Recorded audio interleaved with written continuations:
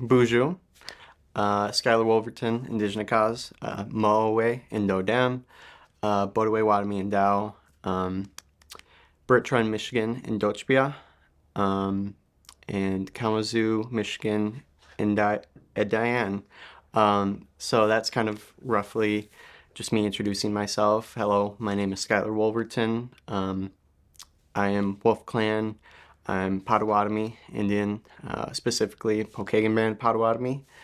I come from Bertrand, Michigan. I grew up there and I currently live in Kalamazoo, but soon I'll be moving on to the next chapter in my life, wherever that may be. So, yeah.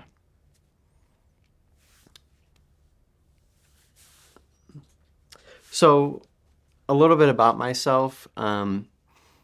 I grew up in Bertrand, Michigan. I lived about 3 hours away from my tribal band. Kalamazoo here, we're about 2.5 hours, so I'm gonna restart. So I grew up in Bertrand, Michigan, which is about 3 hours away from Pokagon Band Potawatomi Indians. And so I really didn't have much connection with them as I grew up, other than a summer camp that I attended once a year. Once I was old enough to stay at the overnight sessions, it just wasn't feasible for my family to go back and forth. So I really didn't have much tribal cultural knowledge growing up, other than what I learned there. But as I grew older, I knew that I wanted to be more active and involved. I was kind of the only one in my family alongside my sister that had these early roots with our culture. My dad growing up, he did not, and we haven't really retained that family kind of line of knowledge and continuation of culture. And that's just, kind of through a whole combination of things with, Indian removal, boarding schools, a lot of really tough things. And so unfortunately, it just kind of, didn't get down to us. But once we were able to go to those camps, it really helped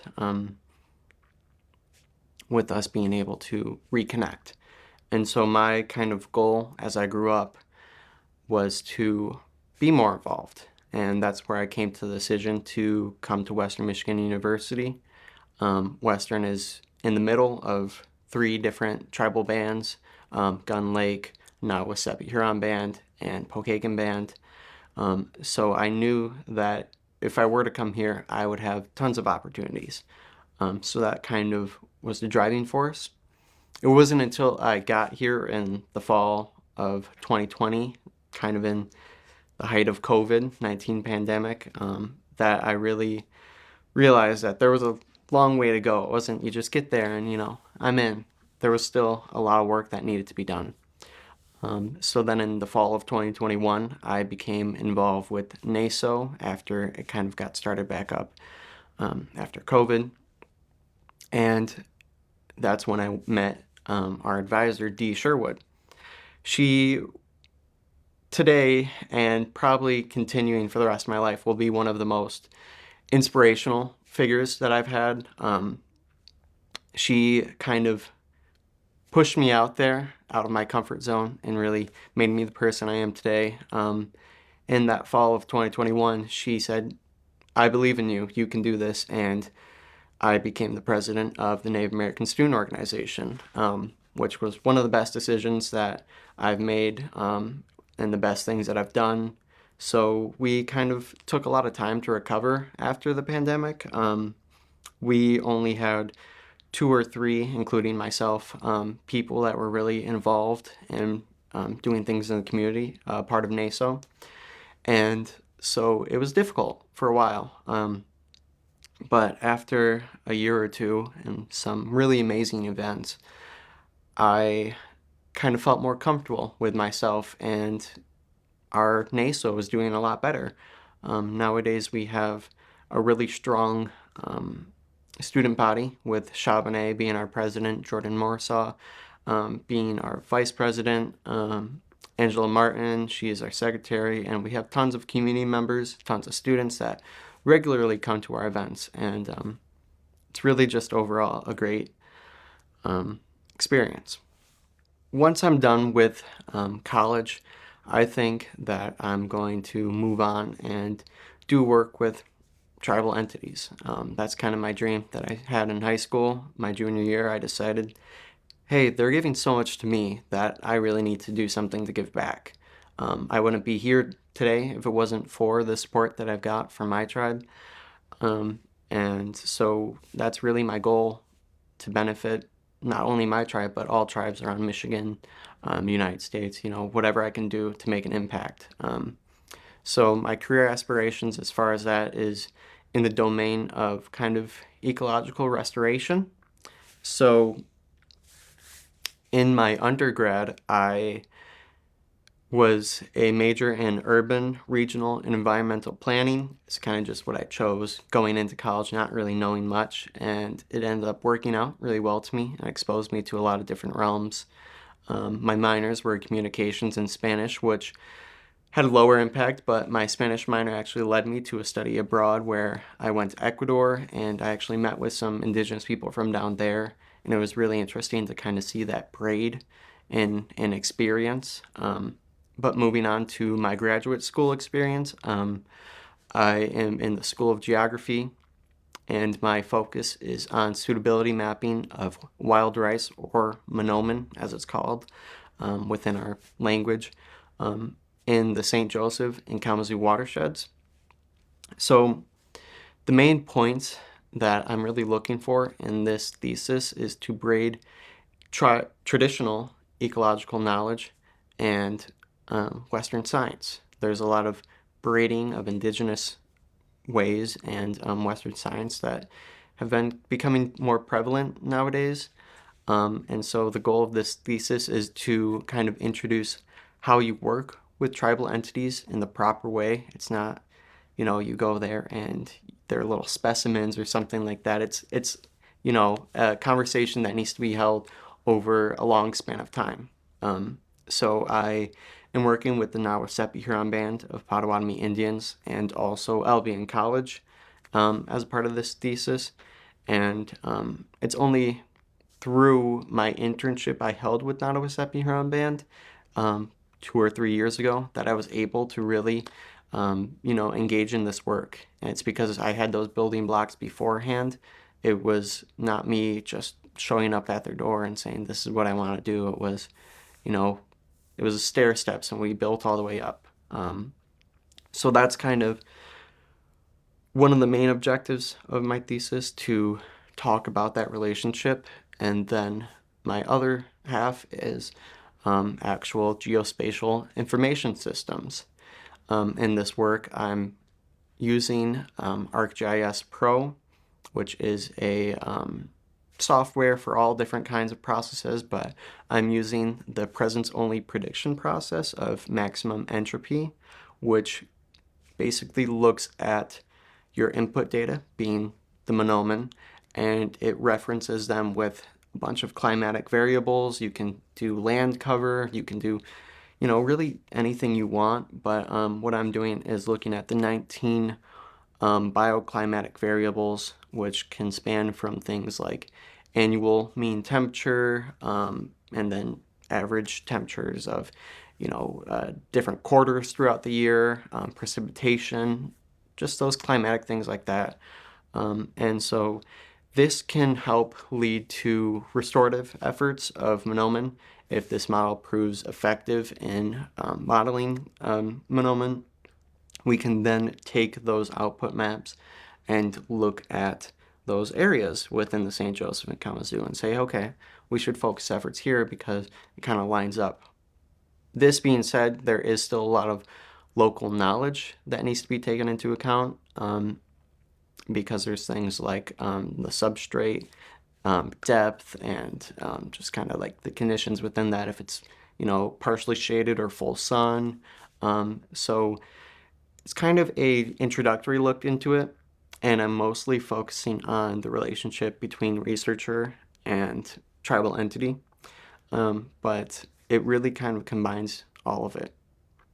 And in the end, when I'm done with my findings, I'm going to be presenting it to the Culture and Environmental Office of Nottawasapi Huron Band, and then they're just going to basically look at it. If they tell me we're not comfortable with this being in there, I'm instantly striking it out, and that's really what needs to be done going forward. You need to have that kind of relationship. So, All right. So, I know you talked about your career goals, right? mhm. So, how does being in WMU and generally with your goals, how does it fit your sense of purpose in life?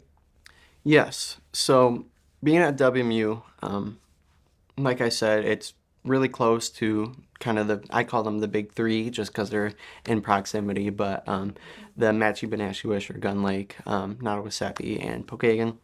And so at our NASO meetings, we kind of, and the Native American Affairs Council, which I'm also on, we regularly interact with all three of them. Every month, every third Thursday of the month, we talk with them. And so that kind of brings me closer to them, and so that aids my personal growth. Just being able to um, go to these different events and learn different things. There's a lot of opportunities that I've gained because of NASO and Western. Like I said, my internship, or not like I said, my internship I had with the Nottawasapi Huron Band, I only really got because of my advisor, Dee Sherwood, and then also a faculty member, Dr. Adam Matthews, in the geography department. Um, they kind of said, hey, we really see that you're an aspiring academic and you want to go and do the work. So here's an opportunity, and I was lucky enough to get it. They also introduced me to the accelerated graduate program, which has helped me a lot growing and developing professionally. And so overall, Western has facilitated a lot of growth for me. It's put me in a lot of situations where I have to learn to adapt, um, learn to, overcome certain things, and also it's been easy at times. So Okay. yeah, Oh, you I was just resetting. Yeah. okay. So, what are some of the things you wish people knew about you? Yeah. So some of the things I wish people knew about me is that, well, obviously, my I don't look like the traditional, Indian, as people might say. Um, people have a stereotype of what they think a Native American looks like, and I'm not really fitting that build. I have blue eyes, pale skin, and so that's been something that I think I've struggled with, and then also a lot of other people struggle with that are similar to me. The reason for this is that when you walk into places or you tell people that you are Native American, there's an air of, kind of doubt or unsure, vibes. So a lot of the times when I leave and I'm going to something for NASO or some traditional thing with either my tribe or another, I always feel like I have to kind of dress up. So one thing I brought today is this kind of pin that I got from an event with Billy Mills a couple years ago when I first was kind of really into NASO. And almost every event we've had now, I've worn this pin. Additionally, I have this ring that has sweetgrass braided in it. And these accompany me to pretty much everywhere. The reason for this is that if I don't have them on, people won't really see me. That first glance when you walk in the door, they're not going to acknowledge me as Native American or being there. They won't, have that acknowledgement. And so it's difficult at times because, I'll go to events and I won't wear it. And there's been actual events in the past where it's a NASO event and I was, I believe, serving as president at the time, or, um, just after I had stepped down, or not stepped down, but after elections, where I was sitting at our NASO table and, just kind of chatting, and people wouldn't even acknowledge me as being a part of the organization. They would look at, the board, they would, look at the stuff that we set out, but they wouldn't really look at me. So, what initiatives and programs is your tribe working on that interests you?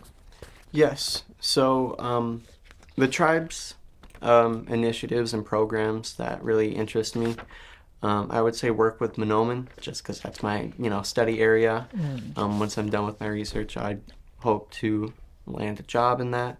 But also, Pokagon Band really has a lot of workshops that I'm really interested in. I might not be able to make them all the time, but it really, they create a sense of community that I think is unlike no other. Because of their regular programs where they feed people and have a workshop for either, powwow regalia, or how to process birds of prey for your, fans, or, to get those feathers. All these different kinds of things really interest me because when I go to them, when I can, I feel like I belong. It's hard sometimes because I'm so stuck in, school and getting work done and all these things. It's hard to focus on, your spiritual health and your mental. So, going to things like, even small things like just card night, or any kind of workshop that has to do with community. You see people that you might not see in a month or two, or even a year, and it helps you ground yourself again. Yeah. Okay. So, are there moments in your life that you ever felt proud of your race or your culture, and why? Yeah. So I felt proud of my culture a lot of times. Whenever we have an event and it goes well, I feel great. Even if it doesn't go as well, I still feel great because we were out there, we were showing people who we are and re-educating them. I know that in my experience at school when I was a kid, in fifth grade, we barely even touched on the topic of Native Americans, and that's really the only time I can remember that conversation being brought up. Of course, I lived in more of a rural town out in the country, but still, there needs to be a lot of re-education going on. So I feel proud whenever I can talk to someone who might not know of the boarding schools or the struggles or just the everyday continuation of our people, because we're not people of the past, we're here today. And I think that this project is really a case for that we are still here. So, Okay, so has there been any form of discrimination? The same way you have felt proud, has there been any form of discrimination with your race, or any challenges you face because of your race? And how were you able to deal with that? mhm. So I touched on it a little bit earlier, but I'll Yeah, rephrase yeah, yeah, and yeah. come back to it in a more concise way. So I've faced a couple challenges within, my culture. Just simply being a blue-eyed white person, a lot of, misclassification, a lot of microaggressions come from that, just because not every day I'm wearing regalia or, showing that I'm Native American. And so when I tell people, sometimes they'll doubt me. I've had people ask me, like, oh, don't you have a little card, a little tribal ID card? And I'm like, yeah, well, I do, but I'm not going to show you. I don't need Yeah. to, prove that I'm Native American. I'm, even if I'm not a registered citizen of a specific tribal entity, it still doesn't mean that I'm not. And, there's a lot of really weird and niche microaggressions that come with being Native American, because a lot of people just don't really know about it. I think I agree with you on that. So, what does a good ancestor mean to you So, from your tribe? being a good ancestor really means just continuing. Being a good ancestor means implementing practices into your everyday life, making sure that that knowledge continues. And like 7 generations ago, you should continue teaching 7 generations into the future. It is important for us to carry on what we learn, continue educating, always giving, because you're not measured by really how much you have, it's how much you give. So being a good ancestor is giving, feeding people, giving them, cultural knowledge, education, really never being upset when people, don't know anything, but rather telling them, like, hey, this is how things are done. And then also being a good ancestor really means taking care of the world around you. It's using, your language every day. It's respecting those plants, those animals, praying, spreading your tobacco, your sema, lighting your sweetgrass, and your sage, and cleansing yourself, using that cedar, making cedar tea, holding water ceremonies, thanking the water, just really being grateful for everything the Creator has given us, and never taking that and forgetting about it, always acknowledging that we're on this earth and other things are also on this earth. It's not only just us. Okay, so what do you think can help in keeping or remaining these cultural values for future use? What would help it make it stronger in the future? Yeah. So I think that to continue and make these, values stronger in the future, we need to upkeep just tribal relations, with individual to tribe, with tribe to tribe, with tribe to government, tribe with non-Indigenous people. We need to upkeep a lot of different things to make relations stronger, or to create a better future where we can keep our values on top. We need to continue educating our youth. They are the most important of all of us, because they'll grow up and be able to spread that knowledge further on. So making sure our youth programs are intact, NASO across the country, is also very important, because they are raising the next leaders of our generation. All these people are going to impact the world in some significant way, no matter how small it may be. So basically just, yeah. Right. I'm going to circle back on that one. Could you repeat it, please? Yeah. Okay. So, what can be done to ensure that your cultural values remain strong in the future? Mm-hmm. To keep our cultural values strong in the future, we need to focus on our youth, focus on our NASOs, focus on programs that educate, because our youth will grow up and they will be the next leaders of the world, of our tribes, of our governments, of everything, of our communities. We also need to continue educating people who might have been disconnected with their culture as a youth, and then bringing them back in. So, how do we think we can bring the youth back in, especially looking at migration, people moving from their country to another country, or looking at technology. Now the world is like evolving. And so how do we think that we can like help the youth to make these traditions strong in the future? Yes, so how we can help the youth make these values and traditions strong in the future and carry on would be through Native American schools, for one. My band, Pokagon Band, they have a couple different programs like Kugabeshman, which is their summer culture camp.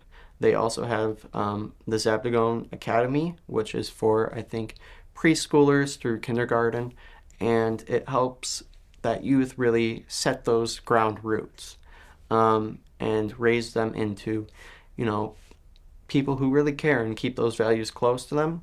I know that a lot of places are working on K through 12 schools for our youth as well, implementing Indigenous values into that curriculum. Also, I believe that having boys and girls clubs or those kind of teen camps where people can go and actually have some real conversations about things, maybe the more difficult ones, is important because it educates. I know that when I was growing up, I didn't know the impact that boarding schools had. I didn't know that back until 50 years ago, we could have been arrested for, smudging or having a water ceremony or even sitting in this room and talking about this kind of stuff. Just in, the 70s, that was allowed once again. And we've been practicing these things for, centuries, for hundreds of years. So making sure that the youth knows that we've built where we are nowadays, but there's still a lot to go. And they are the ones that can really push that and make things better for not only their band, not only their community, but for communities all across the country. Okay. So what would be your advice for current and future Broncos, like student coming in? Mm-hmm. So for future Broncos, I would recommend really just immersing yourself in the experience here on campus. When I first came to Western in fall of 2020, a lot was shut down because of the pandemic. But in 2021, I joined a fraternity in the spring that introduced me to a wide group of people who they do really amazing things with philanthropy. My specific fraternity, Sigma Tau Gamma, raises around $20,000 a year for the Special Olympics of Michigan, and that can really change your perspective on things. And then in the fall of 2021, I joined NASO, and I was really thrust into it. I wasn't sure what I was getting into, but I don't regret it at all.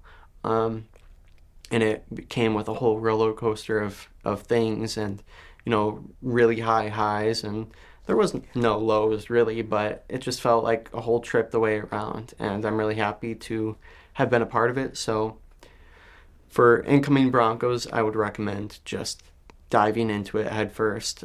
You're only going to be in college once, unless you go back for a graduate program or a PhD, but your undergrad is really special, and there's so much flexibility and freedom that you're just having for the first time.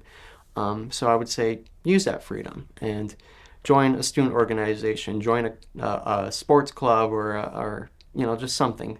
RSOs offer so much across the board, and even if you're not Indigenous or if you don't have cultural or racial backgrounds and you're just, whatever, join something. Be more interested, be more involved, because, they're really willing to accept everybody and anybody. If you show a special interest in something, you're not going to be pushed away because you're someone who actually cares, and that speaks more than anything. Awesome. So how would you indulging in something per your traditional ways wise impact the world generally? Yeah. So our traditional ways that kind of impact the broader scope is, I would say we're more environmentally focused, of course. We really hold the world around us on par with our own self. If we go outside and, there's stuff going wrong all over, then we're going to feel a little wrong inside as well. So for me personally, the traditional values that I kind of uphold and continue that I think will benefit the world as a whole is my work with Monoman, because that's kind of restoring a plant that is really important to not only humans but also waterfowl, to just the environment, the ecosystem around it. And in Michigan, around only 1% of all historical Monoman remains. So it's declined in its range hugely, and it's only now that people are really starting to understand the impact that it had. We were told long ago to, continue on our journey until we find where food grows on water. And that was our wild rice, our Monoman. So it's something that's really important to our origin story, to our, first steps here in this region. And we're at risk of losing it. So the Michigan Wild Rice Initiative is starting to really pick up on it. Tribes from all over in Michigan are working on it, and it's really a prevalent thing nowadays, because if we lose that, then we lose a huge chunk of our identity. So our Anishinaabe people are, really reliant on a lot of different things, and if we forget about them, then we won't be able to really continue in that same way. Okay. All right. So this is going to be the final question. What do you think the school should continue, to help Indigenous people in the future? I think Western Michigan University should continue with a lot of things to help our Indigenous population. Constantly engaging with NASO is amazing. I have had in my tenure tons of different departments, different colleges within Western really help us out with either funding or coming to us with event ideas or different opportunities. I think that we should continue with the planting of our medicine bed over on not only the engineering campus, but also on main campus or East Campus, kind of promoting holistic health and care to everyone of all different backgrounds. And those 4 medicines are really important to us. So I also believe that maybe in our greenhouse or somewhere within campus, we should plant the 3 Sisters crops. Over at Gibbs House, there's perfect opportunities too, and just kind of show the presence of Indigenous people on this land. One thing we've also worked on is a land acknowledgement, an update of it. We had one before, and it was great, but you can always keep working. And I think that's a lesson to give to Western, that you can always keep working. Relations can always keep getting better and going forward, because there's a lot that, we have lost. And through the support of higher education, we can really, bring back that, knowledge, bring back that presence, bring back, everything.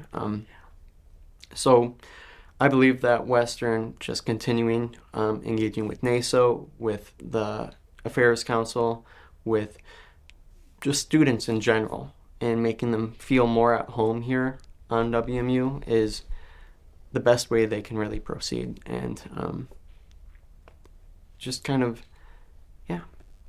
Okay, awesome. Thank you very much for your time today. All right, thank you. Thank you.